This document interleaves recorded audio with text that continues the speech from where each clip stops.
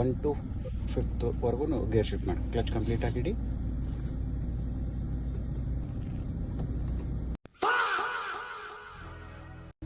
ನೀವು ಜಾಸ್ತಿ ಜನ ಫಸ್ಟ್ಗೆ ಗೇರ್ ಹಿಡಿಬೇಕಂದ್ರೆ ಹೆಂಗೆ ಹಿಡಿತೀರಿ ಅಂತಂದರೆ ಈ ಥರ ಹಿಡಿತೀರಿ, ಹೌದಾ? ಸೊ ಈ ಥರ ಇದನ್ನ ಗೇರ್ ಹಿಡಿದ್ರಿ ಅಂದರೆ ನೀವು ಬಿಗಿನರ್ಸಿಗೆ ಆಲ್ಮೋಸ್ಟ್ ನೀವು ಪ್ರಾಬ್ಲಮ್ ಅಂದರೆ ನೀವು ತಪ್ಪು ಮಾಡೋದೇ ಇಲ್ಲೇ.